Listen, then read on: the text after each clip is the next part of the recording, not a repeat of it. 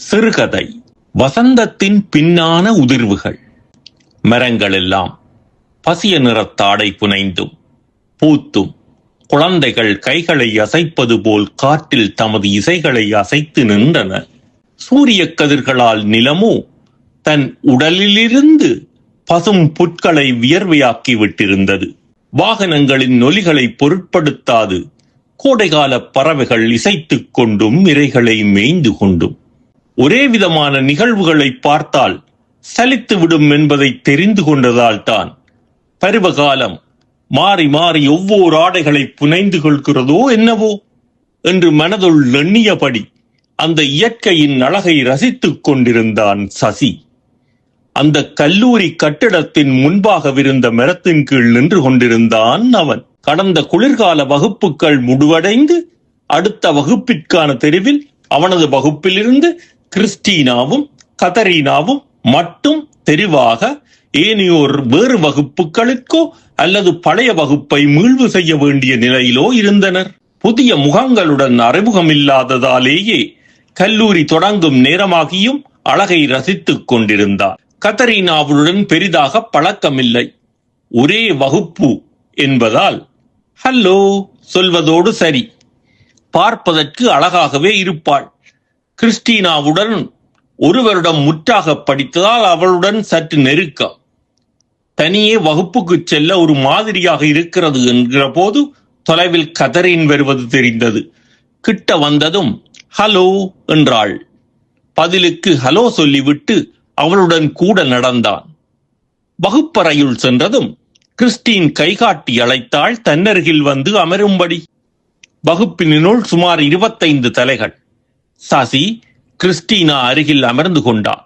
அவனுக்கு நேரெதிரே பக்கவாட்டில் இருந்த மேசையில் கதரீன் அமர்ந்து கொண்டாள். விரிவுரையாளர் வந்ததும் எல்லோரும் தமது பெயரையும் இருக்கும் இடத்தையும் பிறந்த இடத்தையும் சொல்லி அறிமுகம் செய்து கொண்டனர். 1.5 மணி நேர விரிவுரை ஆதலால், முதல் நாள் ஆதலால் அறிமுகத்துடனும் படிக்க வேண்டிய பாடத்தின் அறிமுகத்துடனும் நடந்து முடிவடைந்தது. இடைவேளை 15 நிமிடங்கள் புகைப்பவர்கள் புகைத்தபடியும் தேநீர் மற்றும் சிற்றுண்டி வாங்குபவர்கள் அந்த சிறிய கேன்டீனை மேய்த்து கொண்டு நின்றனர். ஒரு சில கிழமைகள் சென்றபின் ஒரு நாள் கணித விரிவுரையின் போது கதரீன் தன்னருகே வந்து அமரும்படி அழைத்தாள். என்னால் எதையுமே விளங்கிக் கொள்ள முடியவில்லை. எனக்கு சற்று உதவி செய்வாயா? பார்ப்போம் என்றமர்ந்தபடி வந்தமர்ந்தான் சசி. ஒவ்வொன்றாக விளக்கினான். நீ எனக்கு ஒரு உதவி செய்வாயா என்றாள் கதரீன். என்ன? குறைந்தது கணிதத்துக்காகவது என்னருகில் இருந்து விடேன்.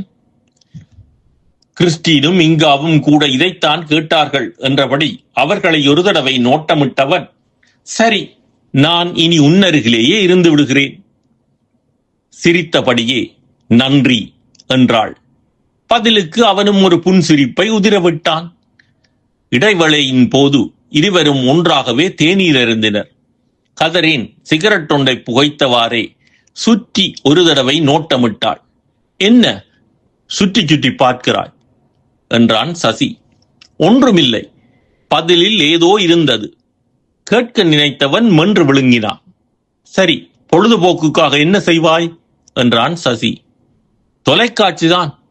பகலில் நீண்ட நேர நித்திரை, இடையிடை சிறுகதை எழுதுவேன். என்ன என்றவன், பரவாயில்லை, பொழுதுபோக்குக்காக சிறுகதை எழுதும் முன்னிடம் நிறைய விடயங்கள் இருக்கும். எதை பற்றி எழுதுவாய்? ரொமான்ஸ். இறுதியாக எப்போது எழுதினாய்? சென்ற கிழமை. சரி, முடிந்தால் கூறேன், கேட்போம். முடியாது, அது எனக்கும் எனது சிநேகிதனுக்கும் இடைப்பட்ட ரகசியம். ஒன்றை செய்வதுதான் ரகசியம். அதை நீ எழுதிவிட்டாயானால் அது எல்லோருக்கும் சொந்தம். புத்தகம் சஞ்சிகையில் வெளியானால் அப்போது பரகசியம்தானே. அவ்வளவுக்கு நான் எழுதுவதில்லை. என் மன திருப்திக்கு மட்டும் எழுதுவதுண்டு. சற்று நேரம் வேறெங்கோ பார்வையை செலுத்தியவன், என்னால் சரியாக இந்த மொழியில் எழுத முடியாது. நானும் இடைக்கிடை ஏதாவது கிறுக்குவதுண்டு. முடிந்தால் எனக்கு ஒன்றை மொழிபெயர்த்து தருவாயா? கண்கள் அகல விரிய இமைகளும் மேலுயர்ந்தன. எதை பற்றி எழுதுவாய் என்றாள் ஆவலாக. கவிதையைப் போல இருப்பதுண்டு. சொல் சொல் என துரிதப்படுத்தினாள். மெதுவாக சிரித்தபடியே, எழுதித் தருகிறேன், திருதித்தா என்றாள். முதலில் சொல், பிறகு எழுதித்தா என்றவள், கவிதைகளை நான் எழுதவில்லை, ஆனால் படித்திருக்கிறேன், முயல்கிறேன் என்றாள் கதரின். சரி, முதலில் சொல். செவ்வொளி மறைத்து இருள்வலை இருக்க பனி நீர் தெளிக்கும், புள்ளினம் கூட கூவிட மறுக்கும், இறுக்கிய அணைப்பில் ஊனம் கரைந்து உயிரும் நனையும் மெல்லிய காலையில் நீயும் நானும் தனித்தே இருந்தோம், இதழ்களுள் முறுவல் விரிய மேலே சொல் என்றாள். மலர்களை புணர்ந்து பிரிந்திடும் காற்றும் உன்மனம் காவி என்னிடம் சேர்க்கும் அழகிய வரிகள் என்றாள். கோமரின் காப்பியமும் கம்பனின் கவிதையும் அல்லவே எங்களின் காதல், நுண்ணிய கரங்களில் நினைவலை நுரைக்க நீள்பனை தாண்டி தொலைவினில் பறக்க என்பதை கூற பிரிவு பாடையின் மீதிலோர் செம்மலர் ஒன்று. எனக்கு நன்றாக பிடித்திருக்கிறது. யாருக்காக எழுதினாய்? உனக்காகவல்ல என்று சிரித்தபடியே, பொறு என்றவன், இதய சுவரில் உரைநிலை முத்தாய் உன் முந்தைய கண்ணீர் மூன்றினை உடைத்து அதன் மேல் இடுவேன் சில நாள் சிரிக்க. ஒரு தடவை கூர்ந்து அவனை நோக்கினாள். பின்னர் மீண்டும் பார்வையை சுற்றியோட விட்டாள். உனக்கு சிநேகிதன் இருக்கிறானா என்று சசி வினாவினா. ஆம் என்றாள். எப்படி, மிகவும் நல்லவனா? சசி கேட்டார். ஒரு கணம் அமைதியாக இருந்தவள் பெருமூச்சொன்றையும் கூடவே விட்டவாறு, எல்லோரும் ஆரம்பத்தில் நல்லவர்களாகவே இருந்து விடுகிறார்கள். கதையை தொடர விருப்பமில்லாதவள் போல் அவள் சிநேகிதியொருத்தி எழுந்து வர அவளுடன் வேறெங்கோ சென்று விட்டாள். அடுத்த நாள் பாட விரிவிரையின் போதும் அவளை காணோம். மறுநாள் அவள் வகுப்பிற்கு வந்திருந்த போது விரிவிரை தொடங்கியிருந்தது. அமைதியாக கதிரையில் அமர்ந்து விரிவிரையை கேட்டுக்கொண்டிருந்தாள். வளமையாக சசியை பார்த்து ஹல்லோ சொல்வாள், குறைந்தவதாவது சிரிப்பாள். இன்று அதுவும் இல்லை. சற்று நேரம் இருந்தவன் தோள்களில் கையை வைத்து, எங்கே போய் ஒளிந்து கொண்டாய் என்றாள். தோள்களால் கைகளை எடுக்கிறாயா என்றாள். ஒரு கணம் திடுக்கிட்டவன், நாம் ஐரோப்பாவில் தானே இருக்கிறோம் என்று கேட்டான். யாராவது பார்த்து என் சிநேகிதனுடன் சொன்னால் நான் தொலைந்தேன். இந்த பதிலால் இன்னும் குழம்பியவன் ஒரு கணம் அவளை நோக்கிவிட்டு தன் கதிரையில் அமர்ந்தான். அதன் பக்கம் அவள் பக்கம் திரும்பவில்லை. இடைவேளையின் போது சிகரெட் ஒன்றை புகைத்தவாறு தனியே ஒரு மூலையில் அமர்ந்திருந்தாள். ஏதாவது பருகுகிறாயா என்றபடி சசி அவள் அருகே வந்தான். தேநீர் என்றவன் நிமிர்ந்து நோக்கினாள். 2 தேநீர்களை வாங்கி அவளுக்கு எதிரே அமர்ந்து கொண்டான். உனக்கு ஒரு கதை தெரியுமா? அழுகின்ற குழந்தைகளுக்கு பாட்டிமார் சொல்ல முற்படுவது போலிருந்தது அவளது தோரணை. சொன்னால் தானே தெரியும் என்றான் சசி. சில வருடங்களுக்கு முன்னர் டிஸ்கோ ஒன்றுக்கு சென்றிருந்த போது ஒரு ஆங்கில நாட்டவன் என்னுடன் கதைக்க முற்பட்டான். நண்பனாகவும் இருந்தானா? ஆம், சுருண்ட முடி, அழகாகவும் இருப்பான் என்றாள் கண்களை அடித்தபடி. அவன் அன்று இஸ்புஸ் இஸ்புஸ் இஸ்புஸ் ஓகே, இஸ்புஸ் இஸ்புஸ் இஸ்புஸ் ஓகே, இஸ்புஸ் இஸ்புஸ் இஸ்புஸ் ஓகே என்று கதைத்தான். எனக்கோ ஓகே மட்டும்தான் விளங்கும். அதனால் பொறுமையற்று ஒரு தடவை கிளாஸை தட்டி விட்டேன்.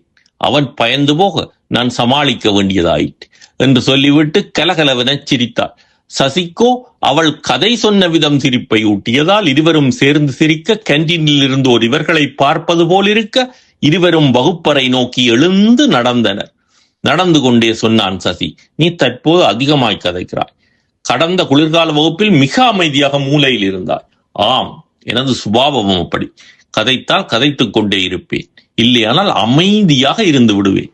சில நிமிட அமைதிக்கு பின் நடந்து கொண்டே கதரின் சசியிடம், நான் உன்னை பார்த்தேன். நீ அந்த ஸ்கொட்லாந்து பெண், அவள் பெயர் என்ன? கிம். ஆம், அவளுடன் நீ அலம்பிக் கொண்டிருப்பதை. பதிலுக்கு சசி சிரிப்பை உதிரவிட, பல விடயங்களை நீ சிரித்தே மழுப்பி விடுகிறாய் என்றாள் கதரின். திடீரென கேட்டான் சசி. ஆம் கதரின், இந்த பாடம் விளங்கவில்லை என்கிறாய், பின்னரேன் பிரத்யேக வகுப்புகளுக்கு நிற்பதில்லை? அது முடிய நேரமாகும். எனது சிநேகிதன் அதற்கு சம்மதிக்க மாட்டான். அவளை ஒரு கணம் கூர்ந்து நோக்கியவன் மேலே பேசாமல் நடந்தான். வகுப்பில் விரிவுரை தொடங்கி சிறிது நேரத்தில் மழை சிறிதாக தூர ஆரம்பித்தது. பின்னர் ஐஸ் மழையாக கொட்டியது. ஐயோ, நான் இன்று குடை கொண்டு வர மறந்து விட்டேன். ஜாக்கெட்டையும் விட்டுட்டு வந்துட்டேன். பஸ் தரிப்பில் நனைய வேண்டியதுதான் என்றாள். பயப்படாதே, எனக்கு நேரம் இருக்கிறது. நான் உன்னை வீட்டுக்கு காரில் அழைத்துச் செல்கிறேன். சசி, வேண்டாம். சரி, மின்சார ரயில் நிலையத்தில் கொண்டு போய் விடுகிறேன். நனைய வேண்டியதில்லை. இல்லை, வேண்டாம். எனது சிநேகிதன் என்னை காரில் கண்டானால் பிரச்சனையாகிவிடும். இமைகளை நன்றாக சுருக்கி ஏதோ வினவ பார்வையை செலுத்தியவன் கணத்தில் சிரித்தபடியே, சரி, அப்படியானா நான் காரை விட்டு உன்னுடன் பஸ்ஸில் வரவா? அப்போது மட்டும் நினைய மாட்டேனாக்கும் என்றவள் விரிவுரை முடிய மழையில் நினைந்தபடியே எழுந்து சென்று விட்டாள். அடுத்த நாள் கதரீனா கல்லூரிக்கு வந்தபோது மிகுந்த மகிழ்வாயிருந்தாள். சசியின் தோள்களை தனது தோள்களால் இடித்தவாறு, எப்படி இருக்கிறாய் என்றாள். சிரித்தபடியே அதற்கு பதில் கூறாமலேயே, உன்னை ஒன்று கேட்கலாமா? கேளேன் என்றபடி தோள்களை ஒரு தடவை மேலே உயர்த்தி இறக்கினாள். உனக்கு தெரியுமா, அரேபிய நாடுகளில் ஷேக்குகள் பல பெண்களை திருமணம் செய்கிறார்கள். அதை பற்றி நீ என்ன நினைக்கிறாய்? விழிகளை விபரீதமாக உயர்த்தியபடியே, இல்லை, முதல் மனைவியின் சம்மதத்துடன் தான் அவர்கள் வேறு பெண்களை திருமணம் செய்ய முடியும். வளமையான சிரிப்பை சசி உதிரவிட சற்று கோபமுற்றவள், உங்கள் நாட்டில் இவை ஒன்றும் இல்லையா? குழந்தைகளை திருமணம் செய்து வைப்பது, பெண்களிடம் பணம் வாங்கி மனம் செய்வது, சாதி வேறுபாடுகள் என்று அடுக்கிக் கொண்டே போனவள் குழந்தை திருமணம் என்று மீண்டும் கூறிவிட்டு தலையை அசைத்தபடியே, எல்லா நாடுகளிலும் ஒவ்வொரு வடிவத்தில் ஒவ்வொரு பிரச்சனை என்றாள். பரவாயில்லை, எல்லா விடயங்களை நீ அறிந்து வைக்கிறாய் என்று கூறிவிட்டு ஏதோ யோசனையில் ஆழ்ந்திருந்தான். மன்னித்து விடு. எனக்கு உள்ள வேகத்தை உனக்குள் காட்டிவிட்டேன் என்றாள். இல்லை, நீ கூறியவை அத்தனையும் உண்மைகள் என்று கூறிவிட்டு சிரித்தான். ஒருவாறாக அன்றைய நாள் ஓடி முடிய அடுத்த கிழமையே இனி கல்லூரியாதலால் எல்லோரும் கலைந்தனர். அடுத்த கிழமை கேண்டீனில் போய்த்தபடி இருந்த கதரீனிடம், இதை கொஞ்சம் அணைக்க முடியுமா, எனக்கு தலைவலி வந்துவிடும் என்று சசி கூற சிகரெட்டை தேய்த்து அணைத்தாள் கதரீன். அதனை சாம்பல் தட்டில் வைக்கவும் செய்தாள். நீ அன்று சொன்னவற்றை கவிதையாக்கி வந்திருந்தேன், கேட்கிறாயா என்றவன் அவளது பதிலுக்கு காத்திராமையிலே, வெள்ளி நரை தெரிகையிலும் மரபென்ற பழமை வைத்து சாதிய பிரிவுரைத்து சத்திரிய கனவோடு சாத்திரமும் வேறு சொல்லி உணர்வுகளை புதைத்தது யார் கூறம்மா? சொல்லி முடித்ததும், ஆமாம், உன் சிநேகிதன் உறவுக்கு பின் உனக்கு வேறு சிநேகிதனே இல்லையா? இல்லை, நான் அவனுக்கு முதுகு காட்ட விரும்பவில்லை. அவள் அவனையே கூர்ந்து நோக்கிவிட்டு பெருமூச்சொன்றை இழுத்து விட்டாள். மகிழ்வா, கவலையா என்றபடி சிரித்தான். எது? பெருமூச்சுத்தான் என்றான் செருப்பை மாற்றாது. நீ ஒரு சாத்தான், உனக்கு எப்போதுமே பகுடிதான். வாழ்க்கையே பகுடிகளாக்கப்படுகிற போது பகுடிகள் வாழ்க்கையில் முக்கியமில்லையா? விட்டால் நீ விண்ணுலகமே போய்விடுவாய் என்றாள். அடுத்த பரீட்சைக்கு முன்னாயத்தங்கள் செய்து விட்டாயா கதரீன்? எனக்கு அது விடயமாக உதவிகள் செய்வாயா? பார்வையை அவள் மீது செலுத்தியபடியே பதிலேறும் கூறாது இல்லை என தலையாட்டியவாறே, வாவேன் ஒரு சுற்று நடப்போம் என்றான். நடக்கிற போது, பார்த்தாயா சசி, 3 மாதங்கள் எவ்வளவு விரைவாக ஓடிவிட்டன என்றாள். வகுப்பறைக்கு வந்தமர்ந்தவள் கண்ணாடி எண்ணலினூடாக மரத்தையே வெறித்து பார்த்து கொண்டிருந்தாள். காதருகே, ஏய் என்றான் சசி கையால் மரத்தை காட்டியபடியே. அதை பார் என்றாள். மரத்தை நோக்கியவன் எதுவும் புரியாமல் என்ன என்றாள். அவள் முறுவலித்த அதே நேரம் கண்களில் நீரும் இருந்தது. ஆரம்பத்தில் அந்த மரத்தின் நிலைகள் பச்சையாக துளிர்க்கின்றன. காற்றுக்கும் மழைக்கும் அழகாகவும் கெட்டியாகவும் இருக்கின்றன. இப்போது பார், கொஞ்ச காலத்தில் இலைகள் மஞ்சளாகி காற்றில் பறப்பதை. ஒரு துளி மழைக்கே கீழே விழுந்து விடுகின்றன. எத்தனை உண்மையை விளங்க வைக்கிறது இந்த மரம். இயற்கையே மனிதனின் ஆசான், பார்த்தாயா என்று சொல்கிற போது ஒரு துளி கண்ணீர் அவளது கன்னத்தில் வழிந்து மேசையில் தரித்தது. குனிந்திருந்த சசி நிமிர்ந்த போது அவள் எழுந்து வாசலில் சென்று கொண்டிருந்தாள்.